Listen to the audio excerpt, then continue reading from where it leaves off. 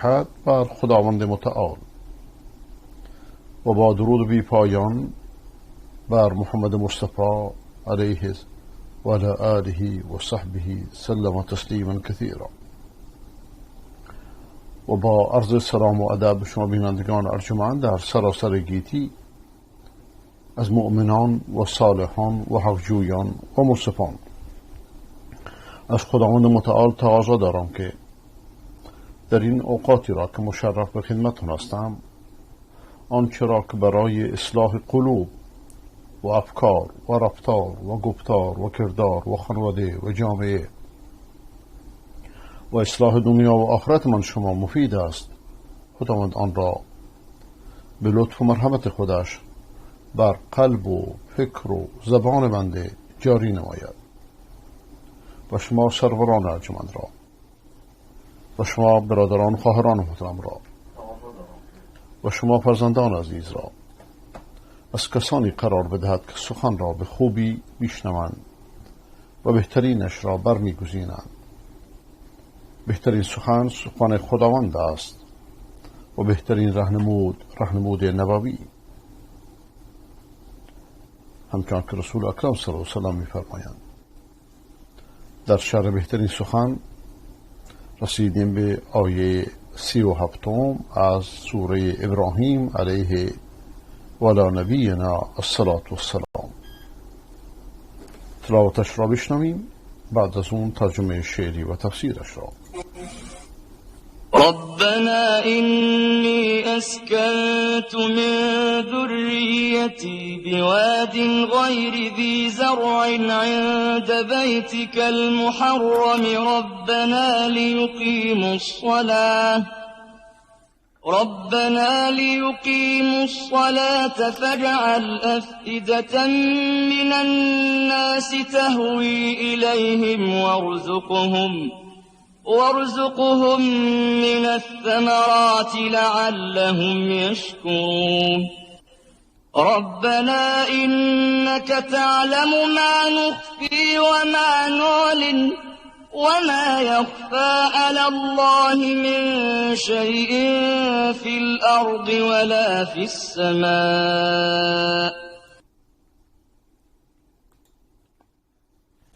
دعاهای ابراهیم علیه السلام.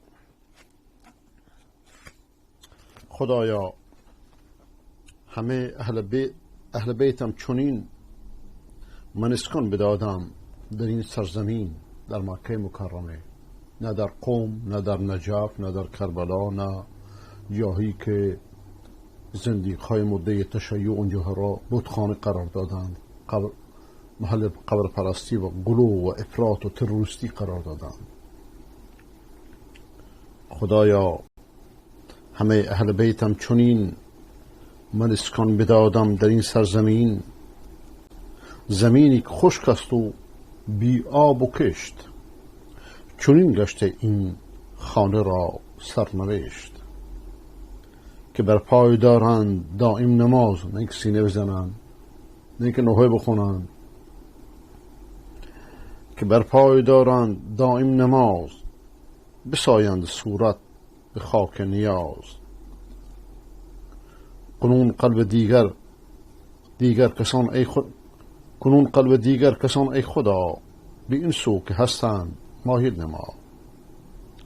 به آنها تو روزی بده از آنچه هست، به شکرانه شاید برآرنده دست. به هر چیز پنهانی و آشکار، چه نیکو تو آگاهی ای کردگار. یعنی این آگاهی مخصوص توست، نه مخصوص امام و غیر امام. بر ایزد نبوده است هرگز نهان، هر آنچه بود در زمین و آسمان. مشرکان امام تراش میگن که برای امام ها هم این چنینه، اونا فرماندهان هستی هستند.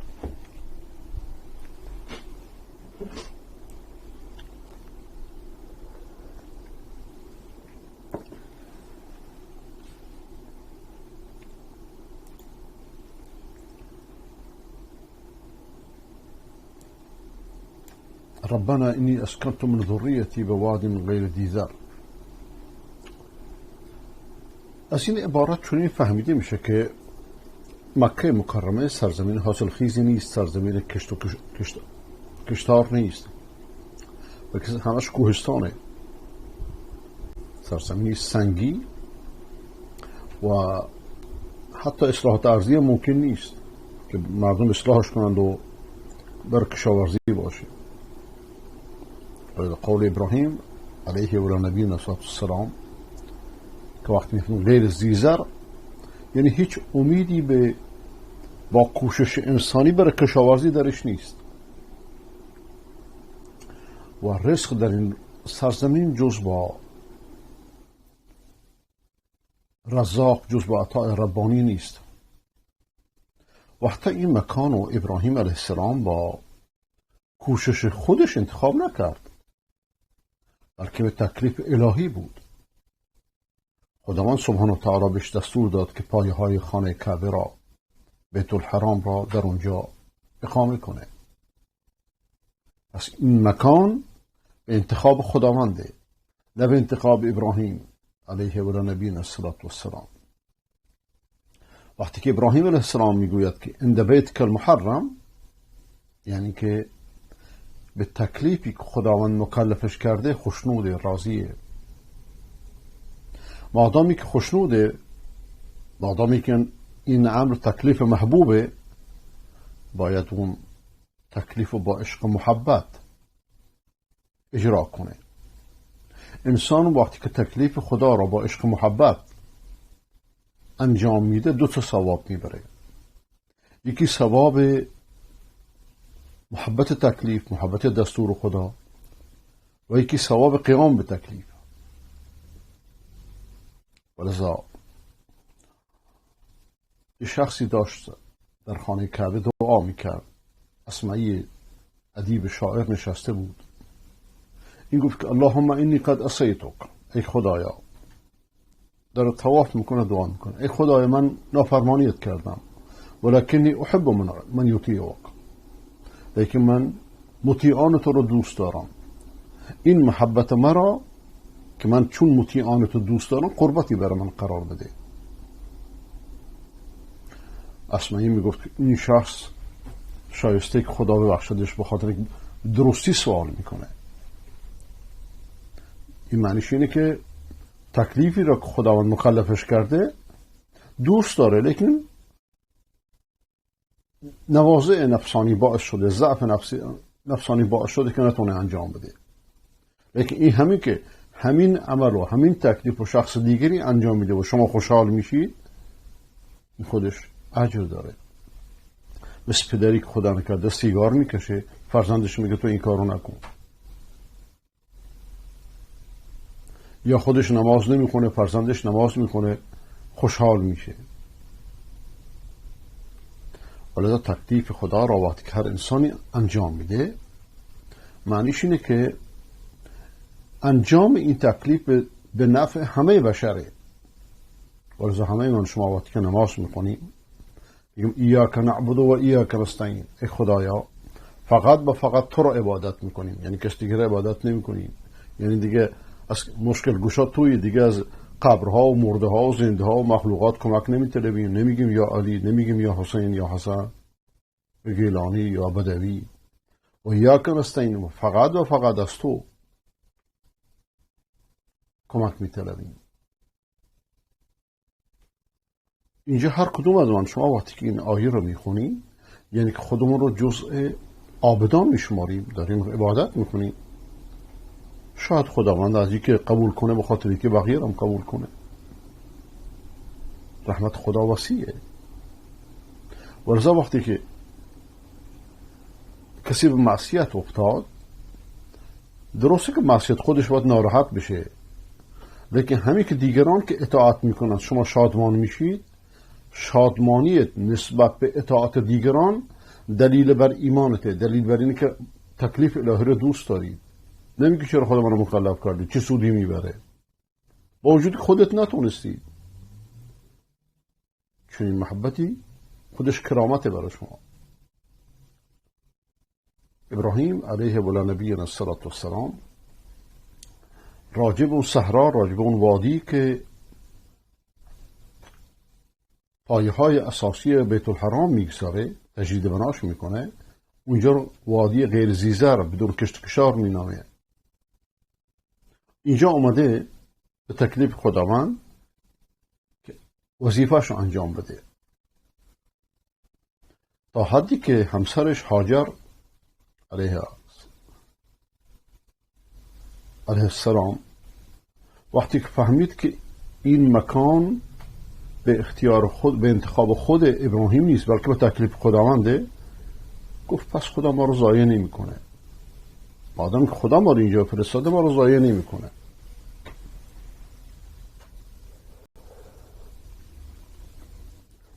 و ابراهیم علیه و نبینا السلام علت اقامت در این مکانو شرح میده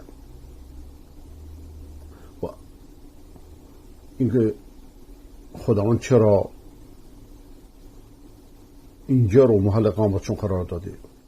دعا میکنه که فجعل افئدة من الناس تهوی الیهم، ای خدایا گروهی از انسانها رو عاشق اینجا بگردون، بیان اینجا. یعنی چی؟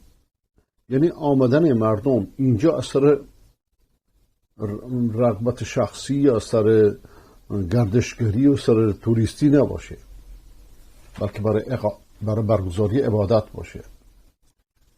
مادامی که چنین مکانی را اولا به انتخاب خداونده و خداوند در عبادت قرار داده، فقط باید خدا را عبادت کرد، نه مثل کوردلان گمراه و مشرک مدعی تشیع اونجا میرن میگن یا حسین مدد یا علی مدد. تازه همه مسلمانان تکفیر میکنن که چرا ولایت علی ندارن، به دروغ. یه ولایت دروغی خود درست کردن، تا یهود درست کرده و خورد اینا داده، یه خاخام یهودی یعنی به نام ابن سبع. ورسا اینجا نشون داده میشه که همه وجود مردم در اونجا نه به خاطر حاصل خیزی اونجاست یا آبادانی اونجاست، نه خیر، بلکه به خاطر عبادته. کسی که اونجا مقیمه خب زندگی نیاز داره و اولین نیازهای زندگی خوردنوشه. ورزا خداوند ابراهیم دعا میکنه به خداوندش فجعل افئدة من الناس تهوی الیهم، گروهی از مردم رو راغب به اینجا بگردان. افئده جمع فؤاده و یکی از معانیش بر گروه هم گفته میشه و قافله هم گفته میشه و ارتباط قافله با حج خیلی قویه، برای که حجاجی که میان اونجا، عمر کنندگانی که اونجا میان، هواشون هوای قلبه، خاطر پول نمیان. تازه در شهر خودشون پول جمع میکنن تا بیان اونجا زیارت کنن، چه بسا که بعضی ها خودشون از بسیاری از اشیا محروم کنن تا بیان چون این فریضه رو انجام بدن. و اینجا خداوند میفرماد که یعنی ابراهیم میخواد که ای خدای بعضی از مردم دلشونو، میل دلشونو به اینجا بگردن. و بعدش چی؟ خب کسی میاد اونجا به غذا و به خوراک و به آب و نوشاک نیاز داره. فجعل افئدة من الناس تهوی الیهم وارزقهم من الثمرات لعلهم یشکرون. خب اونا در جایی اومدن که جای کشاورزی نیست، زراعت نیست، لیکن خداوند دعای ابراهیم قبول کرده و تطبیق عملیه این آیه هم اونجا دیدیم. اولم نمکن لهم حرما آمنا یجبى الیه ثمرات کل شیء رزقا من لدنا. خداوند به قریش که پیامبر اسلام صلی الله علیه و سلم را از میان اونها مبعوث کرده منت میذاره. آیا ما بهتون حرم امنی رو در اختیارتون قرار ندادیم که محصولات همه چیز، ثمرهای همه چیز اونجا میاد، اینو ما برای شما رزق قرار دادیم؟ این قبل از اینکه نفت اونجا کشف بشه قرنها این سرزمین خشک لمیزرع بود، با این حال رزق و روزی میرسید. این که یوجبا آورده میشه، این دلیل بر اینه که خداوند چنین مقدر کرده. حتی شما طائف میرید، جای حاصلخیزیه، مثلا پیش کشاورزان میگه آقا این انگور، این انار، این میوه، میگه نه این مال مکه، میخوایی تو مکه برو بخر. مثلا ثمرات کل شی، این تعجب آوره. شما واقعا وقتی مکه میرید همه محصولات دنیا رو اونجا میبینید، محصولات فصلهای چارگانه رو اونجا میبینید. اونجا حاصل خیزه، ولی الان بخصوص که یعنی این دستگاه ها هستند که حفظ میکنن، سرد میکنن.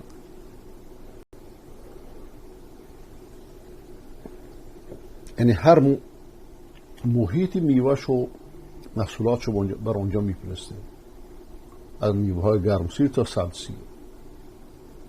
و امروز نتایج پیشرفت تمدن رو در اونجا میبینید. در بازار مکه، مدینه، همه وسایل پیشرفت اونجا هستش. امروز که دنیا اصلا یک قریه شده، یک اتاق شده. قبلا مردم وقتی میرفتند حج، حتی سوزن و نمیدونم کوچکترین وسایلشون رو با خودشون میبردن، سوزن، نمیدونم نمک غذا، همه چی. لیکن بعد از اینکه سرزمین عربستان به وسیله دولت آل سعود یک دولت شد، چندین دولت بود، فرقه فرقه، طائفه طائفه. بعد از اون هم که نفت کشف شد، الان همه آرزو میکنن که برن اونجا زندگی کنن، ویزا بگیرن. خب فجعل افئدة من الناس، این من تبعیض بهش میگن، یعنی بعضی از مردم، دل بعضی از مردم عاشق اینجا بگردان. رضا بعضی از اهل علم میگن که اگر این کلمه من نمی بود، میگفت افئدة من الناس، حتی ادیان دیگه هم می اومدن برای حج اینجا. لیکن ابراهیم دعا کرده که این مخصوص مؤمنان و مسلمانان باشه. ورزا حج مخصوص مسلمان است. ربنا انك تعلم ما نخفی و ما نعلن. ای خدایا تو میدانی اون چرا که ما مخفی میکنیم، اون چرا که اعلام میکنیم. بعضی از مردم منافقان و این نفاق و مذهب پرنفاق تشیع اومده شکل اسلامی داده. 90% تقیه و نفاق و دورنگیه. شیعیان این مذهب دنیاتون رو خراب کرد، حداقل دینتون نجات بدید. از این مذهب ویرانگر دست بردارید. هیچ ربطی این مذهب، والله بالله تالله، این مذهب هیچ ربطی با آل بیت پیامبر نداره جز اسم. افرادی هستن یه موضوع ظاهری دارن، یه موضوع حقیقی دارن که اعلام نمی کنن، لیکن خداوند اونها رو میشناسه. خداوند هیچ چیزی براش مخفی نیست و تنها خداونده که چیزی براش مخفی نیست. نه شیخ، نه قطب، نه غوث، نه پیر، نه پاتال، نه بت‌های صوفیه درست کردن، بعضی صوفیه، نه بت‌های شیعه درست کرده به نام امام و امامت. تنها خداونده که همه چیزو میدونه و همه چیز هم تنها در دست اوست. و ما یخفی علی الله من شیء، کوچکترین چیز در چیز نامیده میشه. این منو باز بهش میگن من تبعیض.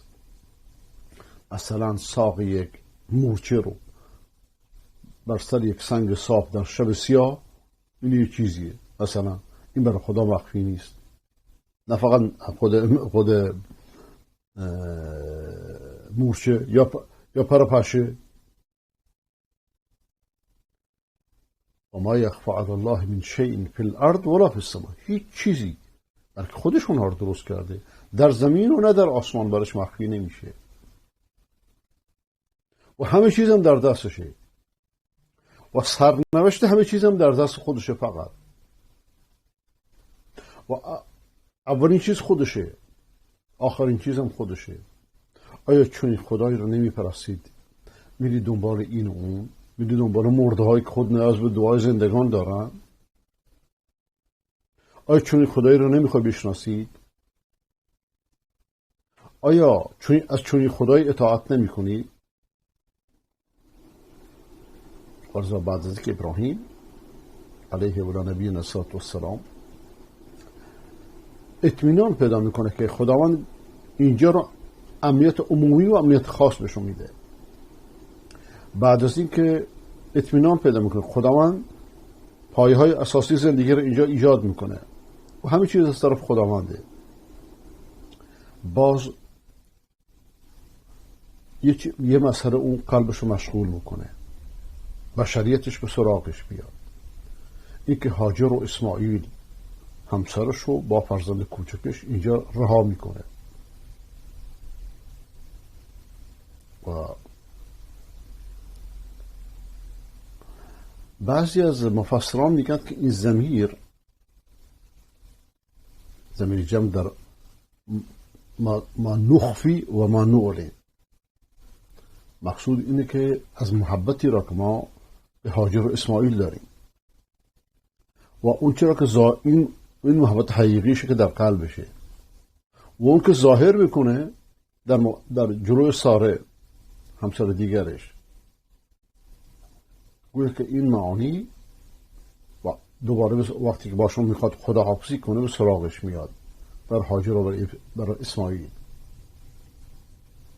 و خود هاجر در واقع اون هم در موضع بسیار سختیه، برای در سرزمینی بدون کشتزار، بدون آب، باز نیازهای بشریش، نوازع بشریش به سراغش میاد اگرچه صبر کرده تا حالا. وقتی که ابراهیم میاد وداعش کنه از ابراهیم میپرسه که ما رو به کجا ترک میکنید؟ آیا ما رو در این سرزمین خشک و لمیزرع ترک میکنید به رأی خودته یا به دستور خداونده؟ ابراهیم میگه نه، به دستور خداونده. میگه اگه به دستور خداونده از خداوند ما رو ضایع نمیکنه، ما رو گم نمیکنه. و اون چرا که گفتم متحقق شد، خداوند ضایعشون نکرد. از اون روز تا الان همه مسلمان ها یاد هاجر میکنند، یاد اسماعیل میکنند.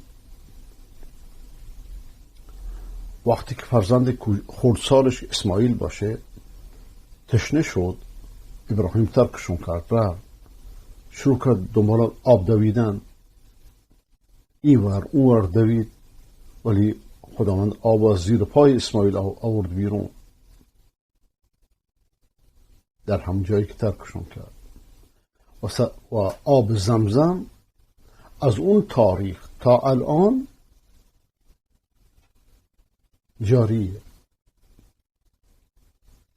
و خشک نشده هرگز. این چون قول ابراهیم علیه و نبینا السلام متحقق شد که خداوند اون چرا که ما مخفی میکنیم، اون چرا که ما اعلان میکنیم میدونه. الان که خداوند غیبه، لیکن علمش مخصوص غیب نیست، بلکه ظاهر و باطن، غیب و ظاهر همه چیز رو میدونه. اون چرا که من شما غیب میدونه برای من شما غیبه، برای خداوند چیزی به نام غیب وجود نداره. ولذلك در جای دیگه میفرماید که ان تجهر بالقول فانه یعلم السر و اخفی. اگر شما سخنتون رو علنی کنید، خداوند سر و مخفی تر سر رو میدونه. سر، راز اینه که شما به کس دیگه بگید، بهش میگه که اینو به کس دیگه نگی، این راز پیش خودت بمونه. یا که سر اونه که در نفس خودت مخفیش کنی، خداوند در هر دو حالت اونو میدونه.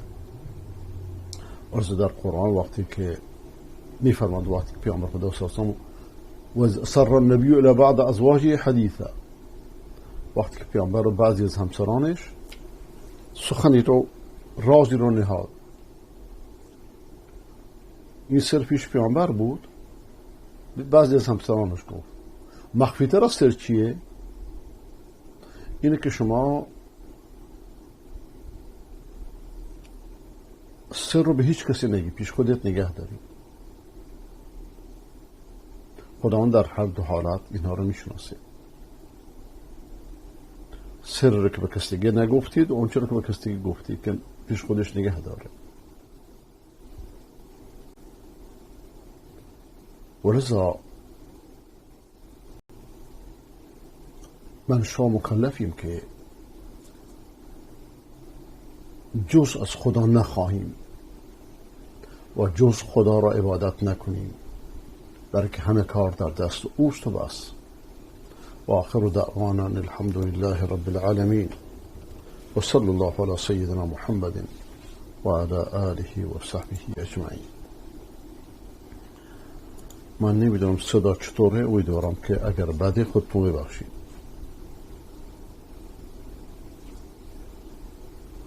آقای عبدالعزیز هدایت شده استاد، صدای پخش تلویزیون قطع وصل میشه و کلا صدا مشکل داره. دیگه من نمیدونم.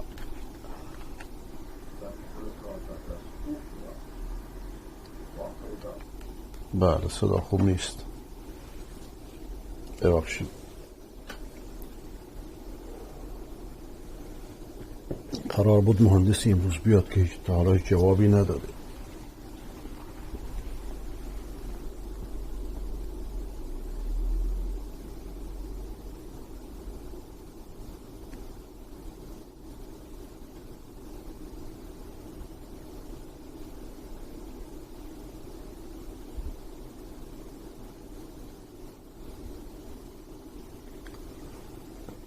آقای سلطان سلیم در ایران بعد از انقلاب، رشد افسار گسیخته امامزاده ها در ایران بعد از انقلاب. امامزادگان جعلی و ثبت 11,000 امامزاده بعد از انقلاب. شمار امامزاده های ایران بعد از انقلاب 7 برابر شده. این آمار که از جمله شامل اسامی عجیب و غریب مانند امامزاده های بیژن، آهنی و زنجیری می باشد. به نظر شما این یک دکان است یا به گفته معاون سازمان اوقاف نتیجه دقیق تر شدن آمار؟ به گفته مسئولین شمار امامزاده ها در سال 1357 حدود 1500 واقعه بوده، در حالی که تنها در 3 دهه بعد از انقلاب این شمار 7 برابر شده است. در سال 1390 حسن ربیعی سخنگوی سازمان اوقاف و امور خیریه تعداد امامزاده های رسمی و مورد تایید این سازمان را نزدیک به 11,000 اعلام کرد. همکنون ایران دارای بیش از 10,000 امامزاده است که تنها 4,000 امامزاده را به امام هفتم شیعیان نسبت می‌دهند، اما تنها 1/5 از این امامزاده ها دارای شناسنامه است. با توجه به اینکه بیشتر امامزاده ها در استان‌های گیلان و مازندران قرار دارند، کارشناسان اوقاف می‌گویند این مسئله دلیل تاریخی دارد. برخی دلیل افزایش افسار گسیخته شمار امامزاده ها را سوء استفاده از احساسات مذهبی مردم برای مصارف مالی و نیز نشانه‌ای از تشدید خرافه پرستی در جامعه ایران می‌دانند. این پدیده چنان دامنه یافته است که بارها نمایندگان مجلس را نیز به اعتراض واداشته است که چرا سازمان اوقاف فعالیت چندانی برای مقابله با امامزاده‌های غیر مؤثق نکرده است. در واقع کمیسیون اصل 90 مجلس سالها پیش به این مسئله ورود کرد و تا حدودی نیز نتوانست مانع از گسترش امامزاده سازی شود.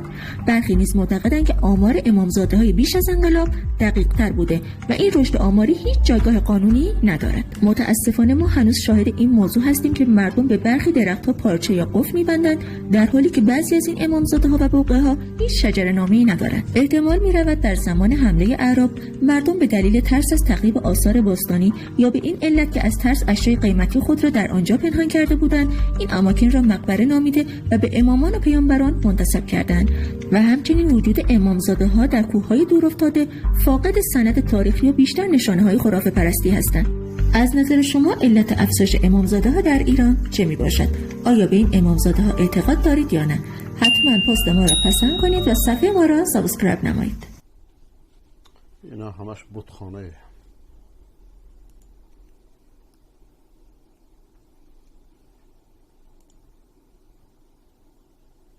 خرافات و خزعبلات صوفیه.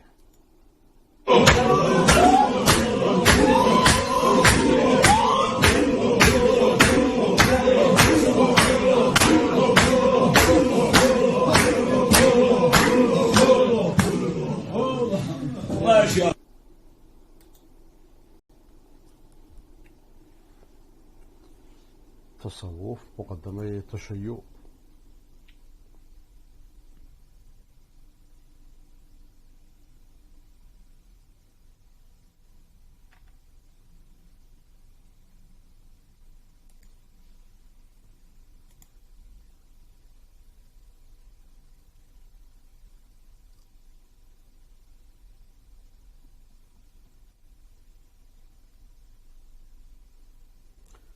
یه خواهری میگه که من معلم آنلاین هستم در بخش قرآن برای اطفال و خانم ها. اگه کسی بخواد من میتونم یادش بدم. خدا توفیقتون بده.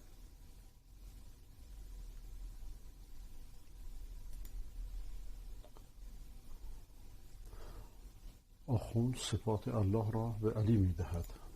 بسم الله الرحمن الرحیم. الحمد لله والصلاة والسلام على رسول الله و علی آله و صحبه و موالاه، ما بعد. السلام علیکم و رحمت الله و برکاته.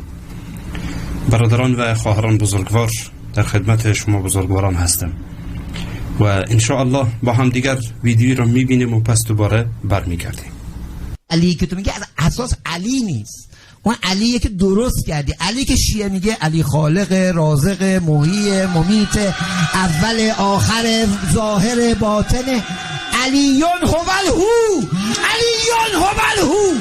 میگیم علیون هوالهو، همه میگن علیون هوالهو. دیگه کسی نمیترسیم. هو علیه، حق علیه، اول و آخر علیه، ظاهر و باطن علیه، حق علیه، حق علیه.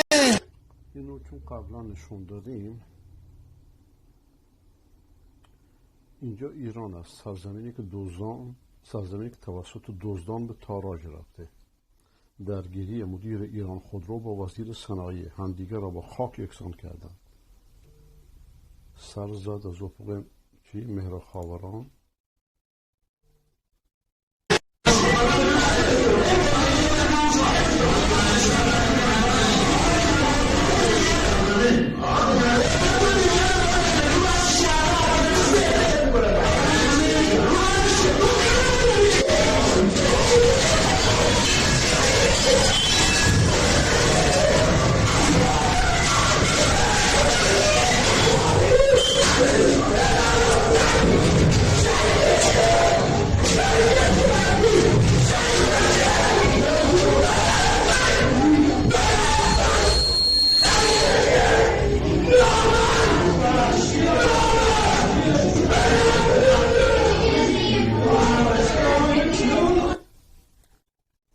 سرزمین گل و بلبل، سرزمین ولایت مآبان.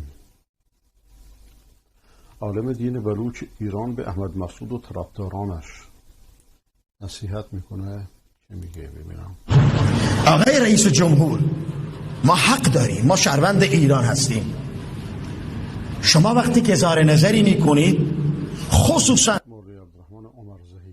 در رابطه با اقوام، ملل، مذاهب، در رابطه با کشورهای همسایه، شما به نمایندگی این ملت دارید اظهار نظر میکنید. درسته یا نه عزیزان؟ مواظب حرفت باش آقای رئیس جمهور. شما وقتی که در رابطه با مسائل ملی اظهار نظر میکنید به نمایندگی مردم،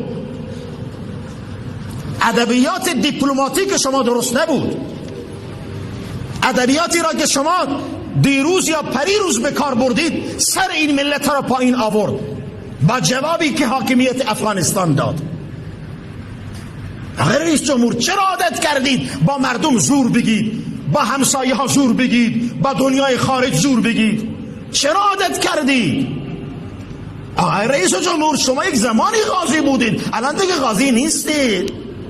در ادبیات خودتون تغییر به وجود بیاورید، در برخورده ها، در اقدامات، در تصمیم گیری ها، در سخن ها و صحبت ها. یعنی چه؟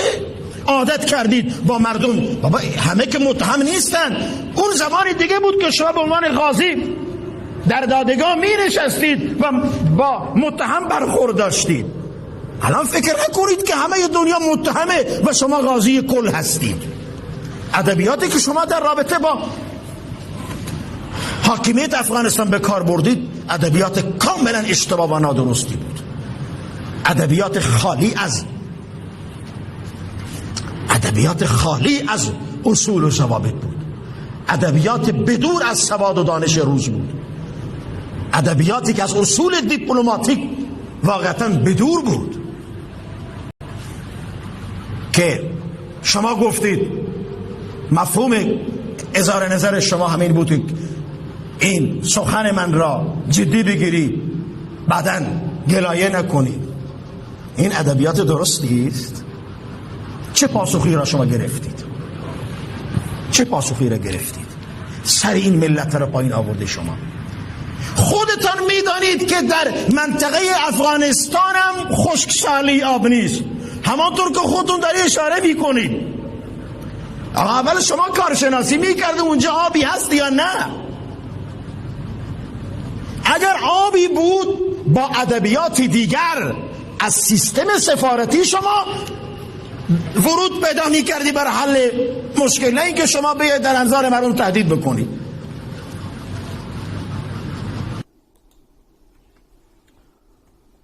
بعد رئیس جمهور 6 کلاسه متاسفانه ادب هم یاد نداره که با مردم دنیا چطوری برخورد کنه.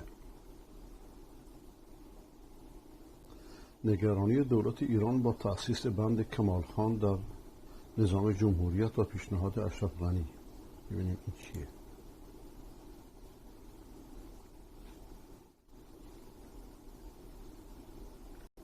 اگه بیاد البته.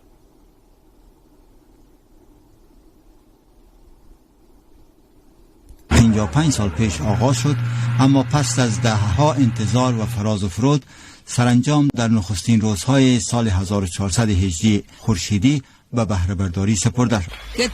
بند کمال خان در 95 کیلومتری شهر زرنج مرکز ولایت نیمروز. کار ساخت بند کمال خان 55 سال پیش آغاز شد، اما پس از دهها انتظار و فراز و فرود سرانجام در نخستین روزهای سال 1400 هجری خورشیدی به بهره برداری سپرده شد. که تیل را که دران اوبو وړه او کرانه اوبو وړه او بل شی را.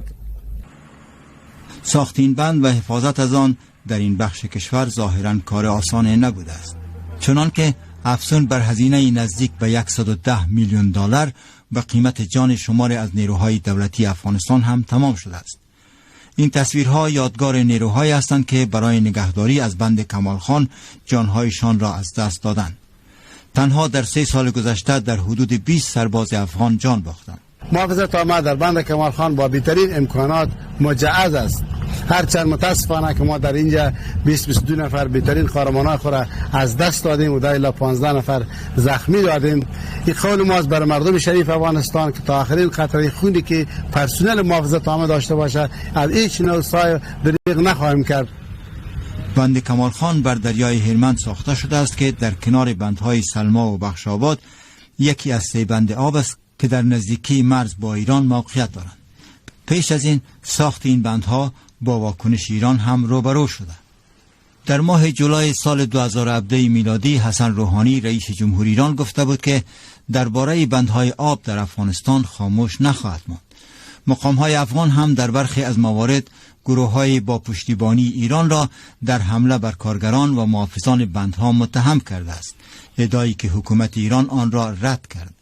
اما چرا ایران با ساخت این بندها مخالفت دارد؟ سد کمال خان نزدیک به مرز ایران و استانهای خراسان رضوی، خراسان جنوبی، کرمان و سیستان و بلوچستان از آب این رودخانه محروم خواهند شد اگر چنانچه قرار و مدار بین ایران و افغانستان مانند مسئله سد کجکی پیش بره. لذا ما نگران هستیم که خدای نکرده یه منطقه وسیعی از ایران بدون آب بمونه و حتی در حدی که پیش بینی میشه آب آشامیدنی هم در این مناطق نایاب بشه. بر بنیاد توافقنامه‌ای که در سال 1351 هجری خورشیدی میان افغانستان و ایران امضا شده، 26 متر مکعب آب در هر ثانیه به ایران سرازیر خواهد شد. ایران ادعا می‌کند که مقدار آب توافق شده را به دست نیاورده است. اما افغانستان این ادعاها را رد می کند و می گوید که آب بیشتر از این توافق به ایران می رود و پس از این نیز به عملی کردن توافقنامه متعهد خواهد بود.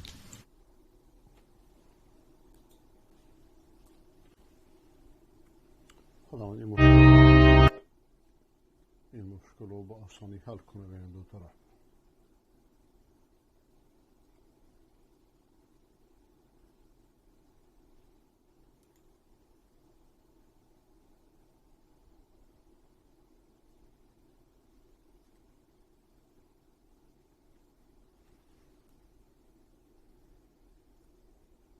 آقای عزیزالله چشم شانش را اضافه میکنم.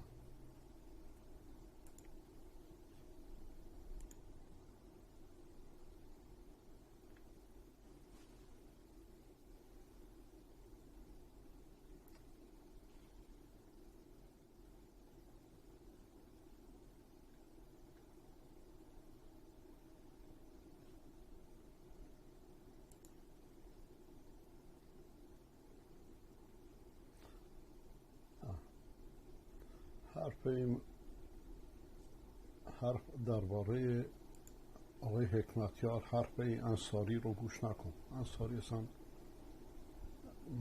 اهل این حرفا، اهل شایستگی این حرفا رو نداره.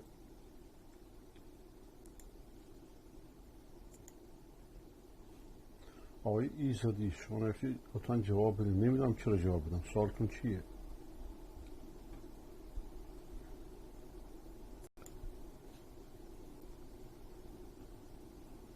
آقای ابو عطا خداوند فرزندانتون صالح کنه.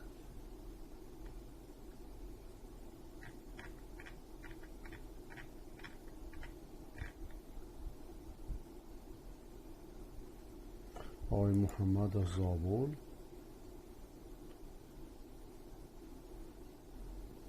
صدا کمی بهتر شده. خداوند شاید تلویزیون حل کنه. پلمب چاه کشاورزی مردم بروش توسط ماموران انتظامی با دستور داستان در دهستان و سورک شهرستان جاست. 9 خرداد 42 402 ماموران نظامی به همراه داستان جاش و کارکنان منابع طبیعی اقدام به پلم و تخریب چاه کشاورزی دهستان و سورک از توابع شهرستان جاست کردند. به گفته منابع حالباش ماموران نظامی به همراه داستان امروز به بهانه پلم چاه‌های غیر مجاز به دهستان و سورک یورش بردن با دستگاه های لودر در اکثر چاه‌های کشاورزی روستانیان را پر کردند و حتی اجازه ندادند که لوله و موتور آب را از داخل چاه بردارند. این کار با نظارت دادستان امامی و تهدید کشاورزان پرونده سازی و بازداشتشان صورت می‌گرفت. این اقدام داستان منابع طبیعی که قرار شد 130 حلقه چاه کشاورزی را پلم کنند که نزدیک 5000 نفر در این زمینه کشاورزی امرار معاش میکنند. ظلم و مضاعفی در حق مردم میباشد. بله.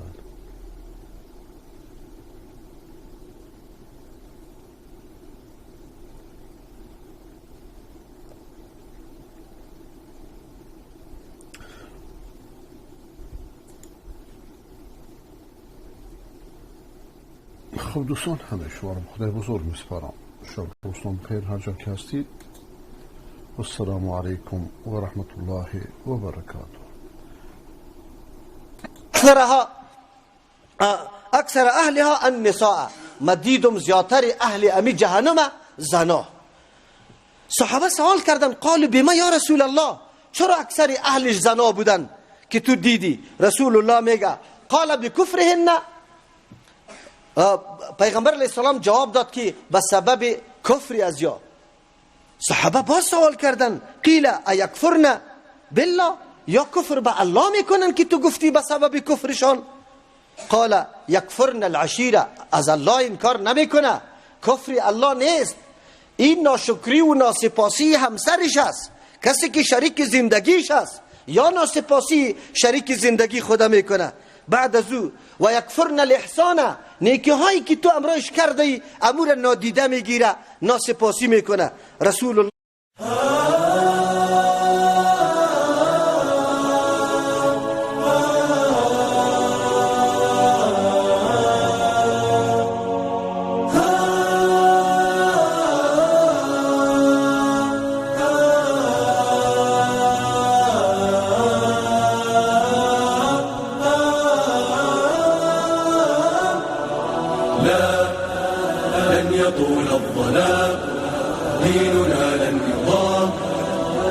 جيل همام، نحن فينا عمر، لا لا لا لا لا لا، لن يطول الظلام، ليلنا لن يضام، نحن جيل همام، نحن فينا عمر. صبح بدا نور ظهر، نجم وشمس وقمر، ألقى على الدنيا الدرر، هذا عمر هذا عمر. كل البرايا تنتظر أيامه البيض الغرر، كي تستفيد من العبر، هذا عمر هذا عمر.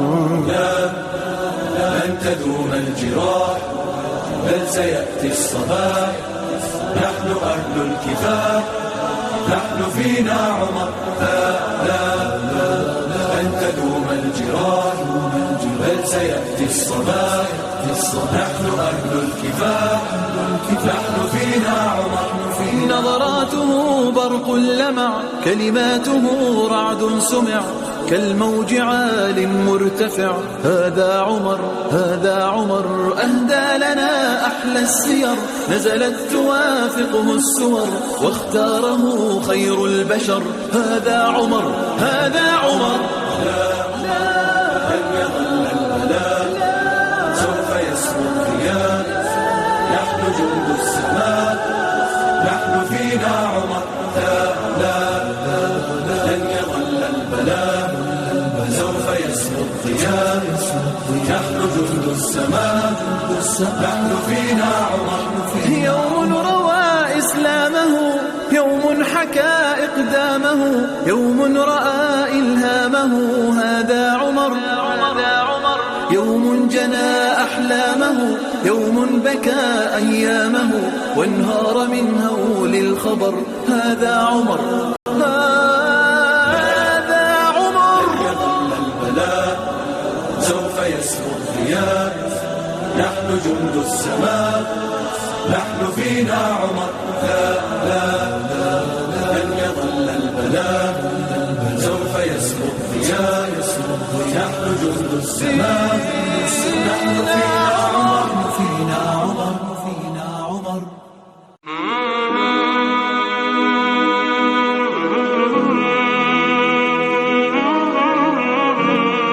إن الحمد لله نحمده ونستعينه ونستغفره، ونعوذ بالله من شرور أنفسنا ومن سيئات أعمالنا، من يهده الله فلا مضل له ومن يضلل فلا هادي له، وأشهد أن لا إله إلا الله وحده لا شريك له، وأشهد أن محمدا عبده ورسوله.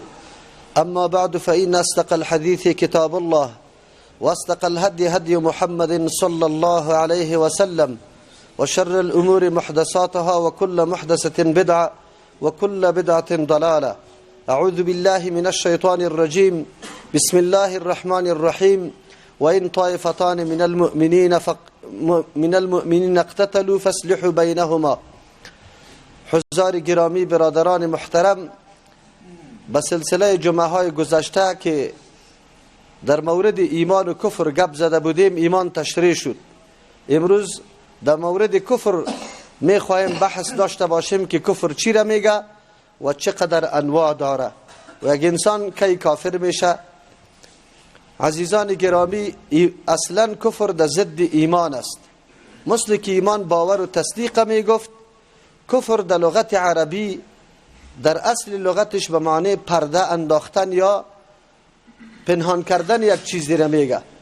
از امو خاطر الله متعال در قرآن کریم دهقانا را، کسایی که و دانه ها را پنهان میکنه، زیر خاک میکنه، و را کفار گفته، یعنی کسانی که دانه ها را پنهان میکنه. وَاعْلَمُوا أَنَّمَا الْحَيَاةُ الدُّنْيَا لَعِبٌ وَلَهْوٌ وَزِينَةٌ وَتَفَاخُرٌ بَيْنَكُمْ فِي الْأَمْوَالِ وَالْأَوْلَادِ وَتَكَاثُرٌ. اونجا الله متعال میفرما که كَمَثَلِ غَيْثٍ عَجَبَ الْكُفَّارَ نَبَاتُهُ، اونجا یعجب الکفار نباته، رویدن امی گیاهایی که توسط بارانا الله متعال بالا میکنه و خوشحالی دهقان الله متعال ذکر میکنه. اونجا برای کسی که زراعت پیشه است و دانه ها را پنهان میکنه، او را کفار گفته. همچنان در قرآن کریم الله متعال میفرما، آیت قرآن کریم است که لئن شکرتم لازیدنکم ولئن کفرتم ان عذابی لشدید. الله متعال میفرما اگر شما شکرگزاری میکنی، نعمتهای مرا قدردانی میکنی، ما براتان اضافه میکنم، و اگر شما ناشکری نعمت مرا میکنی، یعنی کفران نعمت که عبارت از نشناختن نعمت الله است و پنهان کردن نعمت است، الله متعال میگه باز عذاب ما سخت است. از او خاطر در شریعت کفر او کسی را میگه کافر، او کسی را میگه که نعمتهای الله متعال نمیشناسه، پنهان میکنه، با وصفی که الله متعال نعمتهای عظیم سرش کرده. وجود خودش نعمت بزرگ الله متعال است. در ما حول و محیط خود که کدام نعمتها را الله بالایش ارزانی کرده، او را نادیده میگیره و او را نمیشناسه. از او خاطر نعوذ بالله سجده را برای غیر الله میکنه. این در حقیقت کفران نعمت الله را کرده، یعنی نعمت الله را پوشانیده. اما کفر به معنای انکار هم آمده، یعنی جحد و انکار از وحدانیت الله، از صفات کمال الله متعال، ایرم به نام کفر الله متعال یاد کرده. از امو خاطر در شریعت کفر عبارت از انکار کردن از آن چیزی که از پیغمبر صلی الله علیه و سلم به طریق ضرورت به ما نقل شده، یقینی و قطعی باشه و یکی از او چیزا این انکار بکنه، او را کافر شرعی میگه. کدام چیزایی را که پیغمبر صلی الله علیه و سلم آورده و ایمان به او واجب و لازم است و او به ما رسیده به طریق یقینی و قطعی، در او صورت اگر کسی انکار بکنه، این را به نام کفر یاد میکنه.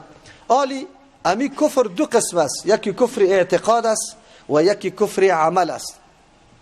کفر اعتقاد این را میگه که یک کسی انکار بکنه از آن چیزی که عقیده به او ضروری است، واجب است، او وحدانیت الله باشه یا صفات کمال الله باشه یا عقاید دیگری، مثل که ایمان به الله، ایمان به ملائک، ایمان به کتابای الله، ایمان به پیغمبران الله، ایمان به روز آخرت، ایمان به تقدیر. اگر کسی از یکی از این چیزا انکار میکنه، چون یا اموری است که توسط پیغمبر به طریق ضرورت به ما رسیده یقینی و قطعی، اگر کسی از این انکار میکنه، این را به نام کفر یاد میکنه و این را کفر اعتقادی میگه. یکی کفر عمل است. کفر عمل این را میگه که اگر انسان از نگاه عقیده کافر نیست، اما عمل اینطور عمل انجام میده که مثل عمل کفر است. از او خاطر اینمی تقسیم ده کفر اتمی و ضروری است. البته این تقسیماتی که میشه مفسرین یا محدثین کرام میکنه، این به این خاطر نیست که از هوای نفس خودی تقسیمات میکنه، بلکه منقول از صحابه است، کسایی که اعلم به کتاب الله است و زیاد به پیغمبر صلی الله علیه و سلم زمانشان نزدیک بود و حالات میدانست.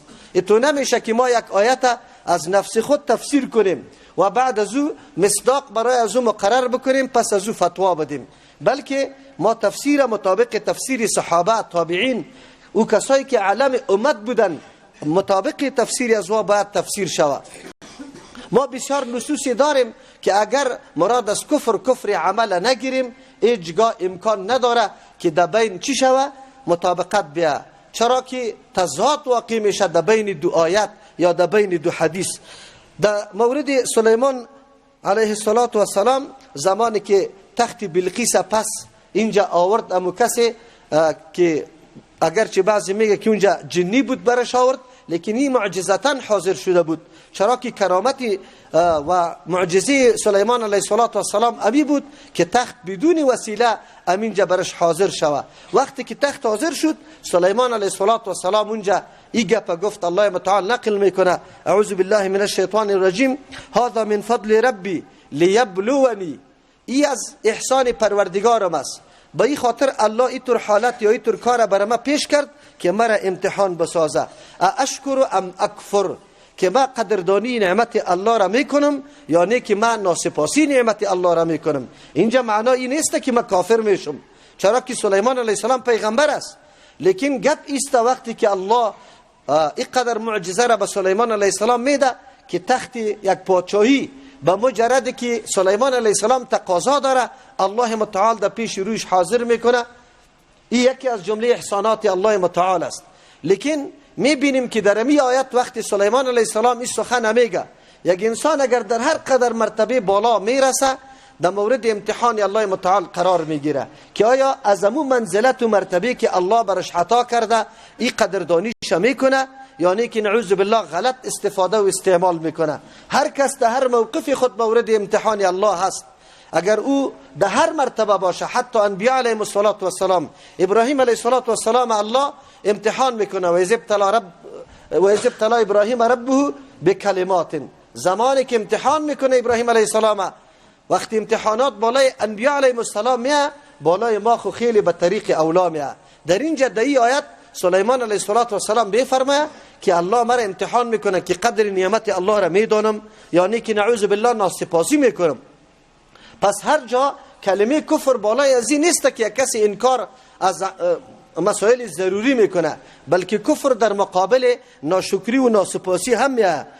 در جای دیگه الله متعال میفرمه من یعمل من الصالحات و هو مؤمن فلا کفران لسعیه. کسی که عمل درست انجام میده در حالی که او مؤمن باشه، عمل درست انجام میده، عقیدت داره، پس نیست ناشکری و ناسپاسی از برای محنت و تلاشی که ای داره. الله متعال هیچ عمل بنده خدا ولو که هر قدر کوچک باشه ضایع نمیسازه، و نه هیچگاه الله متعال از او اندازه که یک کسی ظلم کرده زیاد سرش نعوذ بالله زیاد حساب بکنه، بلکه امو چیزی را که انجام داده الله متعال قطعش محاسبه میکنه، اینطور نمیکنه که زیاد سر شمار بکنه. اما در عمل نیکش هیچ چیزیش از پیشش ساقط نمیشه، بعد از او به نیتش تعلق داره که الله چند حصه را در مقابل عملش میده، از 10 حصه گرفته تا 700 و از او کده بالا. والله یضاعف لمن یشاء، الله زیاد میسازه به کسی که الله بخواه، میبینه نیت و مراد و اخلاص زیره و جایی که کدام عمل انجام داده چه اهمیت داره یه عملش. الله متعال هر کسه دمو مقام مرتبهش اجر برش قائل است. معلوم شد که کفر اینجا به معنای ناسپاسی یا بیقدری یک نعمت است، نه به معنای کفری که در ضد ایمان قرار داره و یک انسان از دایره اسلام بیرون میشه. در موسی علیه السلام از فرعون زمانی که قطش روبرو میشه معجزه را برش ارائه میکنه، فرعون انکار میکنه. اونجا اینطور نبوده که فرعون نمیشناخته امی معجزات موسی علیه السلام، خب یقین داشت که معجزه از موسی علیه السلام است. کفر امور میگه که انسان اصرار داره، یعنی مواظبت و همیشگی میکنه بالای انکار و استکبار میکنه، خود کلان میتراشه، نمیپذیره کدام دعوتی که برش شوده، این را به نام کفر یاد میکنه. موسی علیه السلام به فرعونیا میگه، الله متعال نقل میکنه اعوذ بالله من الشیطان الرجیم لقد علمت ما انزل هؤلاء الا رب السماوات والارض. تو میدانی ای فرعون که نفرستاده این چیزایی که از دست ما صادر میشه، ایرا خوب یقینی تو میدانی که ایرا غیر از پروردگار آسمان ها و زمین دیگه کس ایرا نازل نکرده. بصائر برای عزیزت که بینایی شما پیدا شوه، شما یک کمی از فکرتان، از او ذهانتی که الله براتان داد از او کار بگیره و این عبرت شوه برای شما، بصیرت شوه برای شما. ولی با تأسف که استکبار یا کلان تراشی انسان وادار به این میسازه که امی گپ حق نمیپذیری. بعد از او میگه موسی علیه السلام برش و انی لأظنک یا فرعون مثبورا، من گمان دارم سری تو که تو هلاک شده گیستی. چرا؟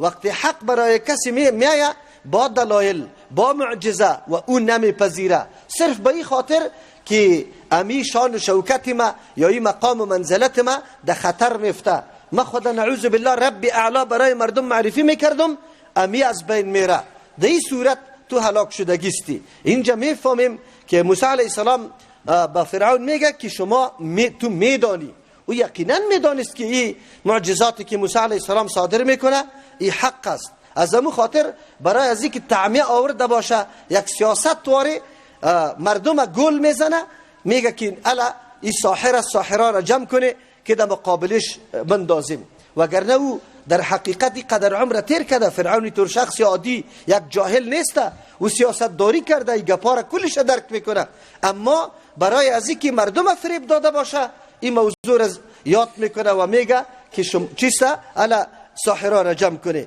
در جای دیگه الله متعال از ما یاد میکنه از همین مردمایی که در مقابل موسی علیه السلام قرار گرفته و جحدو بها و استیقنتها انفسهم، انکار کردن از این معجزاتی که موسی علیه السلام ارائه کرد، لیکن نفسایشان یقین داشت که همین معجزات حق است، از طرف الله آمده.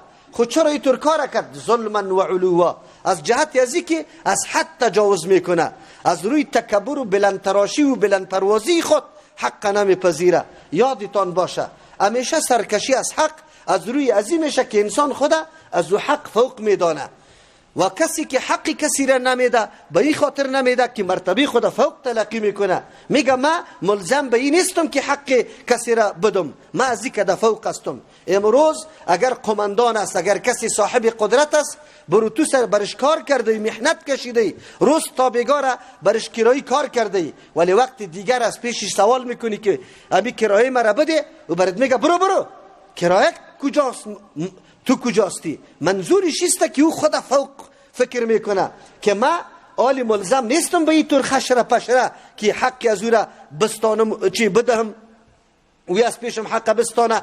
این کار من کردنی نیستم. همیشه انکار از حق در وقت میشه که انسان متکبر نعوذ بالله خدا بلند میتراشه و خدا ملزم به این نمیدانه که ما باید حق بپردازم. از او خاطر اینجا امی فرعونیا یقینا میدانستن، لیکن باز هم اصرار سریمو انکار از دعوت موسی علیه السلام داشتن. اینی را بنا به کفر یاد میکنه که این مردم میفهمیدن لیکن باز هم اصرار داشتن و باز هم سر انکار خود، سر استکبار خود مداومت داشتن.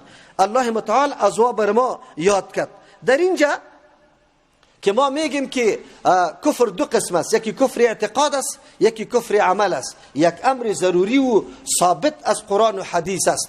البته کفر اعتقاد خاموره میگه که در عقیده یک کسی انکار بکنه از آن چیزی که عقیده برای او ضروری است، ولو که اعمال هر قدر انجام میده. یک آدم کل عمر یک عمل خطا را نمیکنه، کل اوامر الله را بجا میکنه و از نواهی الله متعال اجتناب میکنه، اما عقیده به آن چیزی نداره که از طرف الله به طریق ضرورت ثابت شده. به طریق ضرورت وحدانیت الله ثابت است و آدم میگه نه، ما امرای الله نعوذ بالله مستحق عبادت دیگه کسم میدانم، ملک میدانم، پیغمبر میدانم، ولی را میدانم، صاحب قبر میدانم، و هرگاه این عقیده را بکنه ولو که کل عمر کل مامورات الله را انجام داده باشه و کل منهیات اجتناب کرده باشه، بازم جایش کجاست؟ جهنم است. به خاطر که از یک امر ضروری که به دلیل قطعی ثابت شده از اون منکر است. و وقت درس ترجمه را شروع میکنیم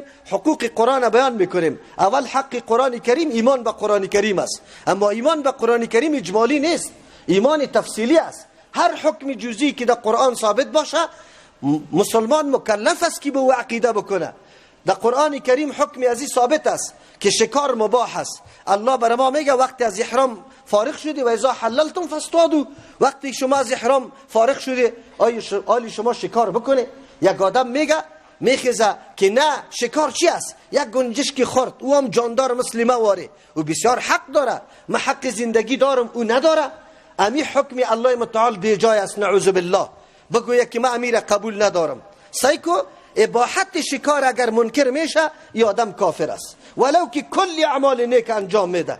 یکی ما مسلمان هستیم که در مجالس خنده و مذاق سر مسائل دین میشه نعوذ بالله، ایج بیباک است.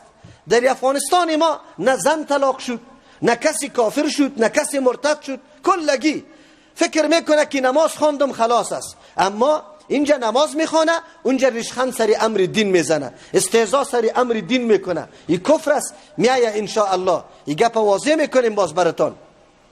یکی کفر عمل است. کفر عمل دو قسم است. یکی اوست که ضد ایمان است، عملی که ضد ایمان باشه و کفر است ولو که خودش عمل است. یک آدم قرآن کریم از زیر پای میکنه، لغت میکنه شه، در گندگی میپرتشه نعوذ بالله. پیغمبر علیه السلام انبیاء علیهم السلام قتل میکنه یا بریازیات دو دشنام میزنه، این کفر است ولو که عمل است. تعالی از قلبش آدم خبر نداره که چه قسم در قلب عقیده داره، این عملش ضد ایمان است. از او خاطر این عمل کفر است. اما یکی عملی است که او ضد با ایمان نیست، یعنی او عمل اگر انجام بدی عمل کفر اطلاق سر شده لیکن تو از دایره اسلام خارج نشده ای. از او خاطر چند حدیث میخوانیم در اینجا. اول خواهیت خواندم و این طایفتان من المؤمنین اقتتلوا، اگر دو طایفه از مؤمنا با هم جنگ کردن فاصلحوا بینهما، شما صلح ده بین اردویشان بکنه. مؤمنین الله برش گفته با وصفی که یکی با دیگه قتال داره، جنگ داره. بیا دیگه حدیث رسول الله صلی الله علیه و سلم است که پیغمبر علیه الصلاة و السلام میفرمه سباب المسلم فسوق و قتاله کفر. حدیث متفق علیه است، بخاری و مسلم روایت کرده. دشنام مسلمان فسق است، لیکن قتال جنگ مسلمان کفر است. آلی از او کسایی که مطلق کفر خروج از دایره اسلام میپنداره، اگر در هر جای قرآن کریم یا در حدیث کلمه کفر آمده، معنای ازیر ای بکنه که این مردکه از دایره اسلام بر آمده. در اینجا این قتال رسول الله کفر گفته، رسول الله کفر گفته. آیا اونجا الله میگه که و این طایفتان من المؤمنین اقتتلوا، مؤمنین الله برش گفته؟ در بین کلام الله و رسول الله تصادم و تکر قطعا نمیه که یک عمل رسول الله کفر